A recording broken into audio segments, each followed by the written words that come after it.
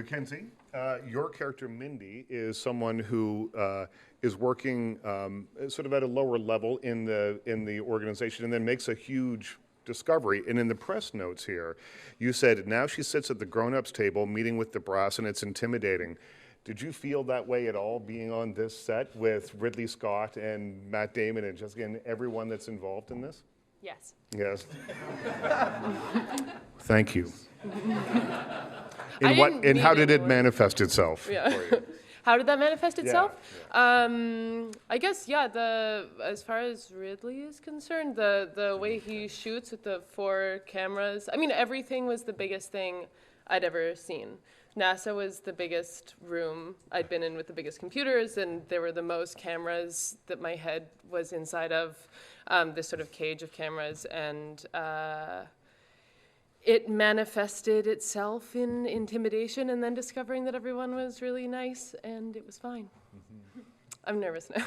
Okay, well, I'll go back out here. Then let's go, where do we have our microphones here?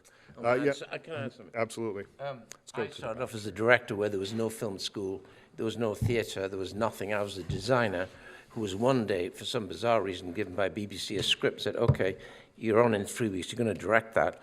And I was given an office with a middle-aged warhorse of a PA who had been through every conceivable evolution of making everything. So I sat with 2 books. One was Female Spotlight and one was Male Spotlight. And I'd say, is he any good? She'd say, nah. Good? Good. So that's why I cast my first show, and I was on live with 6 cameras, and where the show was very popular at that point. Not for 13 million people in the night, quite a lot of people. And from that, I got into traditional, this is a good story, so bear with me. A traditional rehearsal where you'd have an old church hall or a scout hut or some church, factory marked out with sets on the ground in tape by some PA with a chair, a table, a glass of water, and all that shit. I'm just telling you, all you actors have been through the whole bloody rehearsal period. And I know when there's a moment where you can over-rehearse, and what you can do is kill the evolution, kill the natural instinct of the actor. If you cast right, let them free. As long as the script's specific, I turn them loose. So when they feel I'm a little bit, what am I going to do? That's the way it should be. And that's why I always shoot first take and second take. And usually within first and second take, first rehearsal is always shot. There is no rehearsal for the actor. They know they're on.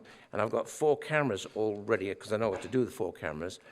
And there's a natural intuition. There's a little bit of chemistry. There's a little bit of fear.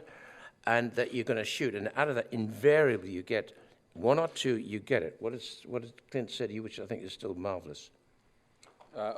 Yeah, I asked him for another take, and he said, why, you want to waste everybody's time? So I said, everyone finds their own style. I turn them loose. I cast great and turn them loose. So I found out that she's a great comedian, actually, great natural instinct. And she found her own character walking from that kitchen with her thing and starting mumbling on the desk. That was her, not me. Is there a question back here?